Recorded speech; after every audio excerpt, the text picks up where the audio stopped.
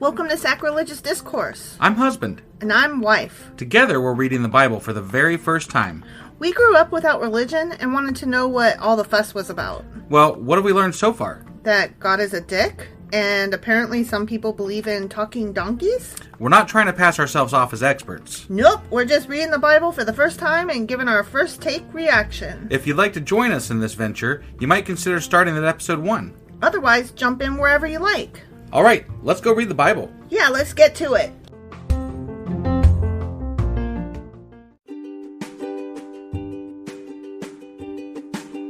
Hey wife, did you know that Anchor is sponsoring our show? Really? Don't we use Anchor to distribute our podcast on Spotify and Apple Podcasts? Yeah, and we are on just about every other platform available as well, thanks to them.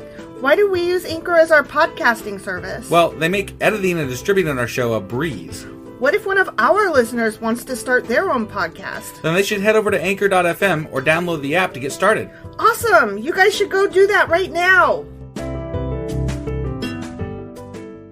Husband! Wife! Do you know what today is? I do. Do you know what today is? Today is Q&A Saturday. That's the one. It is. Yeah. So we had some questions. We did have some Q's. And now we're going to answer them? I have some A's. You have some A's? Yeah. Okay. So one of our questions was about the difference between Beelzebub and Baalzebub. Yeah. And the other one was about that guy who sacrificed his son and then the Israelis. I said Israelis. Yeah, no. That is not correct. Israelites. The Israelites. I apologize. That was so wrong. Yeah. The Israelites were like, oh, sorry you're mad at me and I'm winning. Bye. Right. And we were like, what? That's weird. Yeah. Yeah. So, okay, so let's go answer some Q's. Okay. All right. Hey, wife, do you like coffee in the morning? I sure do, husband. Morning, noon, night. Which reminds me, I need to add that to our grocery list because we're running low. Wait, before you do that, check out the website ungodlybrew.com where you can purchase a pound of your favorite flavor of coffee. What if I want more than 1 pound? Either order a larger amount or better yet, get 10% off by setting up a subscription for every 2 weeks or a month or whatever works for you. Did you set up something special for our listeners? You know I did. Exclusive for our listeners, get an additional 10% off subscriptions by entering the code SACRILEGIOUSCOFFEE at checkout. That's a hellishly good deal. Ungodly Brew is hellishly good coffee. Okay, so about Beelzebub and Baalzebub. Beelzebub and Baalzebub. And also Beelzebul. And Beelzebul? Yeah. Okay. Okay, so here's the short answer. All right. They're the same.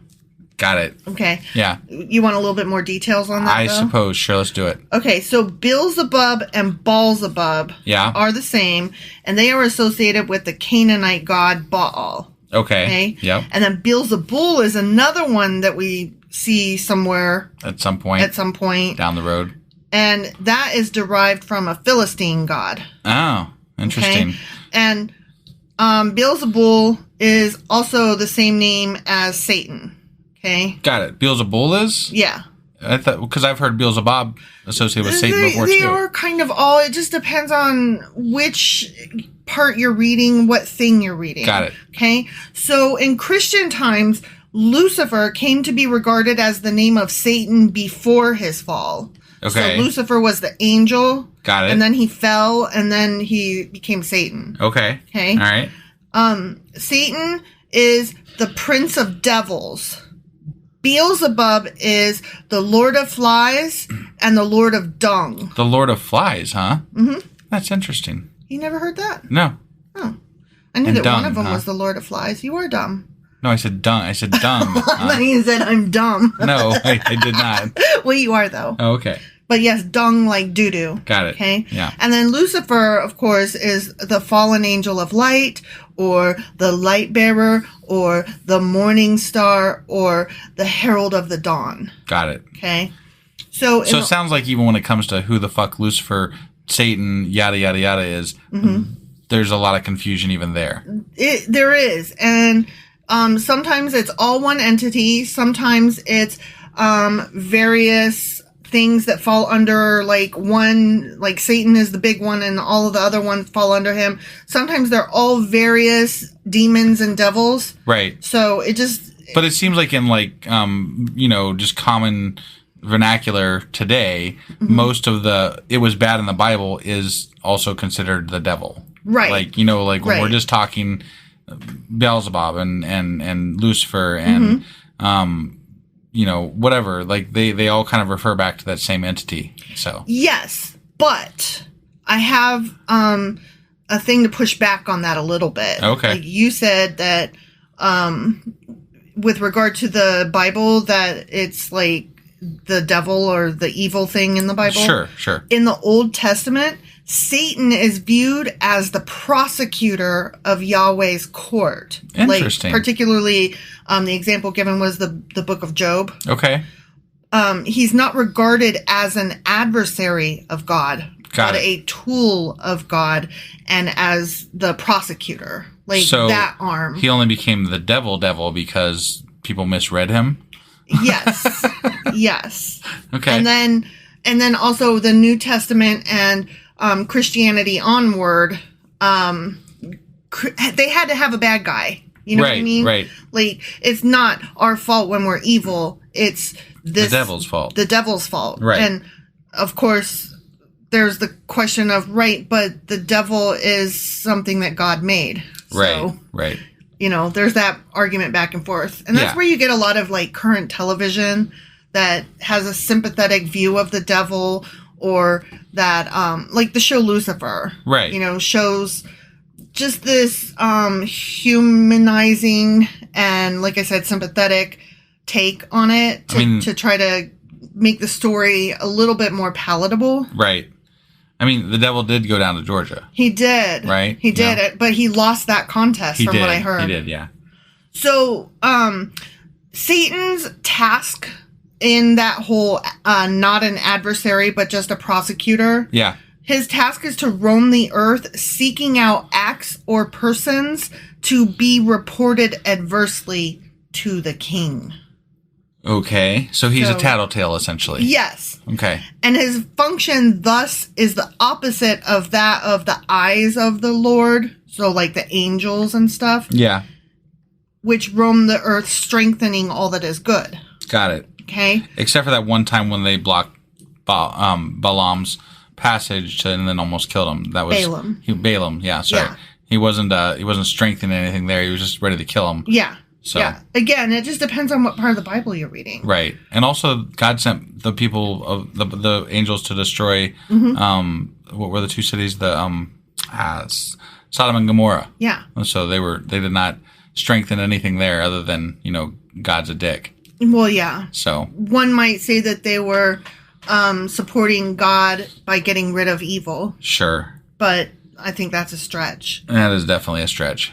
So through his subordinate demons, Satan can take possession of human bodies, afflicting them or making them diseased. Interesting. And that's where you get shows like what we're watching currently on Paramount is Evil. Right. And it is so good, you guys. It's actually an award-winning show. Oh, I didn't realize that. I didn't either. Yeah. I mean, there are some things that were, as far as quality, that we were okay. But it's fun. Let's just say the acting is phenomenal, right? The acting is phenomenal. Some of the characters, like the daughters, we just are like, stop. Just stop. Yeah, the daughters are trash. We hate the daughters. We hate the way the daughters are written. The actresses are fine, and the daughters would be fine if they were written less annoying. Right. And the main character girl is not defined enough in her agnosticism and in her possession or whatever. I think that's where it lacks, is the writing has fallen a little short here and there. Yeah. Like, it's a good enough show, but, like, the writing falls short occasionally. Yeah. So. Yeah, I think that's it. But this is not a review about the show Evil. No, I just really like to talk about TV. Right. Because I watch it. Right. So, okay. And, we're talking about the devil. And so it's interesting to talk about what kind of shows that paint the devil in various lights. Right. So, in the show Lucifer, we've got the devil is this nice guy who was misunderstood, you know? And then in Evil, it's definitely this adversary and the Lord of Flies, and he is very evil. Right. So, it's just interesting that this one entity can create so much storyline and diversity in personality. Well, and TV likes to write about the devil a lot more than they do about God. Well, sure. Generally speaking, I would say. Good is boring. Good is kind of boring, yeah. So, okay, that was that question. Okay. So, the next question was the three kings, Jehoshaphat, and I forget who the other two were. They joined up and they were going to attack the Moabites. Okay. Remember? Yeah. And then the Moabite king was like, oh no, we're losing or whatever. And so he's like, I'm going to kill my son. I'm going to like sacrifice him and stuff. Right. Right? Yeah.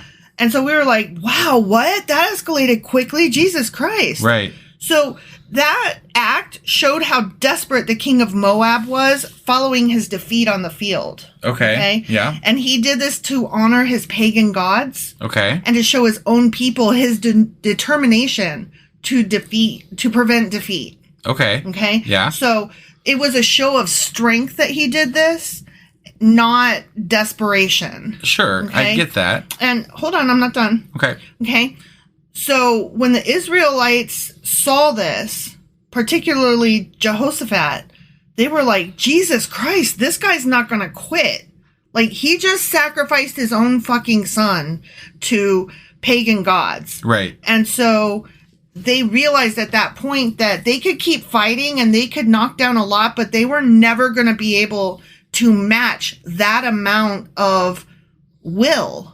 Because Jehoshaphat was of God or whatever, yeah, but he was still not all in, right? And the other two were not God at all. Right. They were all kind of bad, right? Yeah, yeah. So they didn't have this, well, we've got God on our side, so we'll just keep fighting. But God was technically on their side. Technically, but not, they didn't trust in him. You know what I mean? They were not godly people. Okay, and that's fine. That's fine. But like in the past, though, and this is what bothers me, I guess, is that in the past, if God was on the side of whoever, generally the Israelites, right? And then somebody questioned their faith by not doing what was expected of them, they would be punished. Absolutely. But here's the thing. They did not reach out and ask God for help, and they were not instructed in any way.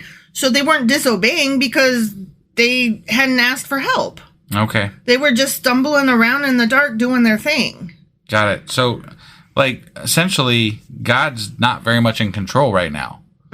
Like, God is kind of secondary to even, like, pagan gods and stuff. Yeah. And that is a big deal. Like, even the Bible is admitting it by saying this pagan god was, this king sacrificed his son to this pagan god, and the Israelites stopped in their tracks and fucking quit fighting. Yeah. Because this god... according to what was written, this God and the possibility of it existing or whatever was more powerful than Yahweh. Because they were not fully on board with Yahweh. No, I get it. it. But like, it's literally in the Bible that God essentially was defeated by another God. Yes and no. In a way. It was the people's lack of faith and lack of living correctly. The people were defeated by the pagans. The people's lack of faith was defeated by this other guy's absolute faith. Got it. Misplaced, but still strong. It just strikes me.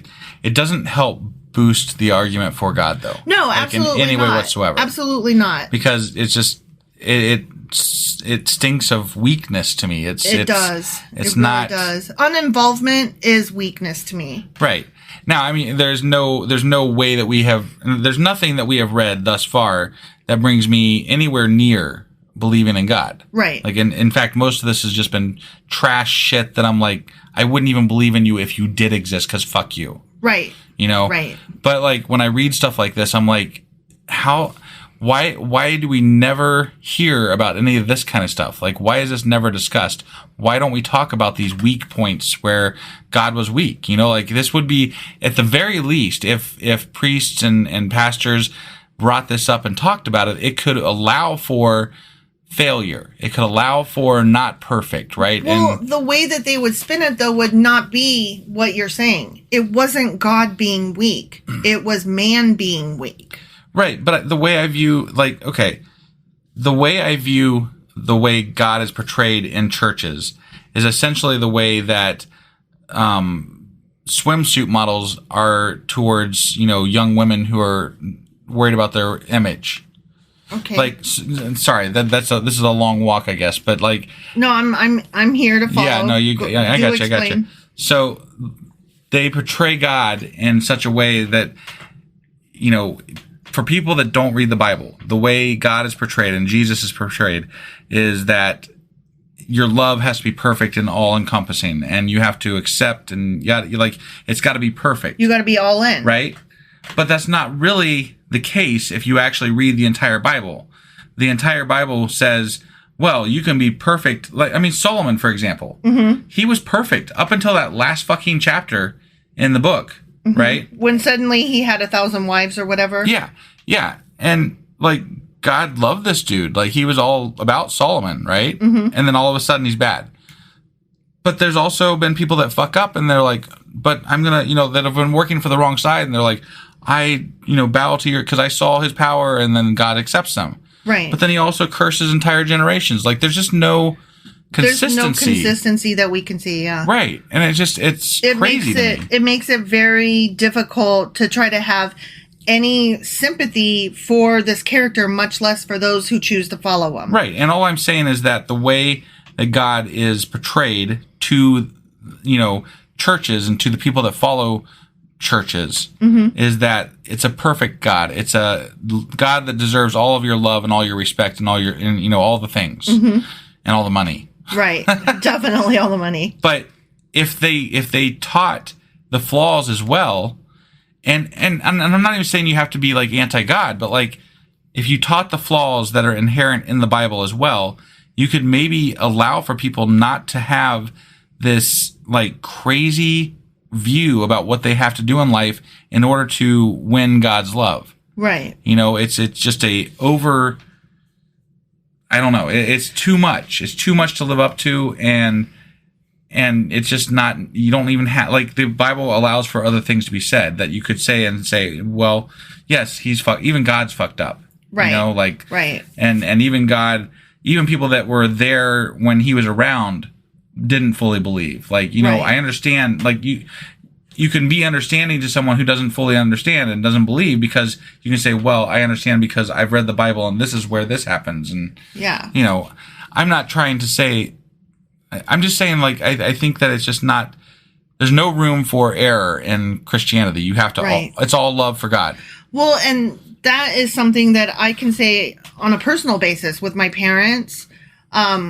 They think that the people who are Jesus freaks and who are really into the peace and love of Jesus and forgiveness and all that, right, that they're wrong, because that is a just do your best to be a good person attitude, and they're like, no, it's more than that. Right. You have to do all the God all the way. And but even they haven't read all the Bible, because clearly they're not doing all, I could, if we really wanted to, I could take your parents' actions, even just around us, and I could say, this is not godly. This is not, I guarantee you have mixed threads in your fucking shirts. Yeah. I guarantee you've done this, that, or the other. Well, the thing is their kind of Christianity, they want to say that they are living by the Old Testament rules without living by the Old Testament rules, but they also want to say that they are with Jesus and Jesus is Lord and King and blah, blah, blah, but that also Jesus is too weak. Right. You know what I mean? Yeah. They want their cake and eat it too. Yeah. And it doesn't really matter, because they're not actually the ones reading the Bible. They're reading the bits that somebody tells them to read. Sure. And then they're saying that they agree with they essentially think they've read I guarantee if we talk to your parents and ask them if they read the Bible, they would say yes. Oh, yeah. 100%. Yeah, absolutely. But I also guarantee in the same breath, they have not read the entire Bible. At least if they have, not in the straight through method. No. And not without a coach nearby. Right. I absolutely you may have touched every section, but you haven't read the Bible. Right. No, I totally agree with you on that. So, I don't know. I just... It's very frustrating. It really is. Because we're trying to find a way to understand. We're trying to come into this story and this world and be like, okay, give me your best case. You know, present yourself. And at this point, I feel like I'm just holding out for the New Testament because I'm like, no, I got nothing, man. This is trash. This is crap. Yeah, definitely. So, I mean, we're having fun with this. Sure. I'm enjoying doing what we're doing, you know, and I love learning about it because it just it reinforces my beliefs. It reinforces my belief that there is no God, you know, and it's just there's no way. There's no fucking way. I agree. That's 100%. That's all I got. I started out agnostic, and now I'm pretty hard atheist. Yeah. I mean, that's how far I've come. So there you go. Well, it's this wonderful idea, right? Like you just on the side, it's like, yeah, okay, God, sure. Well, mostly my agnosticism wasn't like I allow for possibilities so much as that I'm like, well, in my personal life, it doesn't really matter one way or the other. Right. Like. But you don't even want to be associated with this fucker, do you? No. I'm like, no, there's absolutely no God because this God of this book is just human trash. Yeah, right. You know? Definitely. All right. We're going on a bit here, so we're going to go ahead and cut this off, and we will be back tomorrow with... Sacrilegious Book Club. That's the one. All right, we'll see you guys tomorrow for the book club and the wrap up, and then we'll be back on Monday with 2 Kings chapter 6. See you guys. Bye.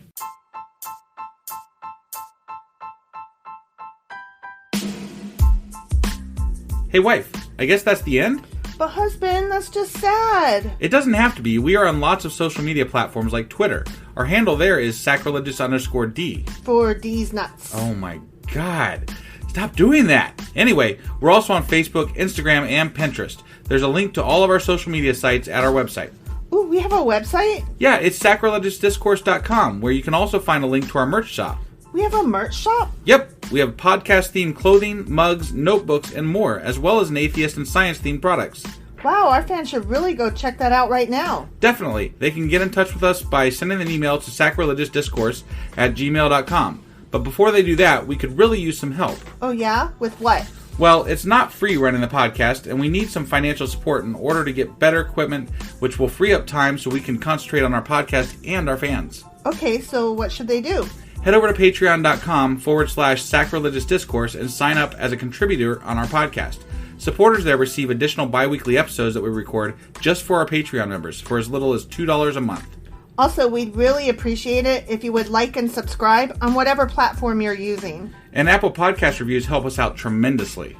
Like and subscribe. Leave an Apple review. Join us on Twitter. Support us on Patreon. That's a lot of instructions. Don't forget to say thanks. Thanks. Okay, bye.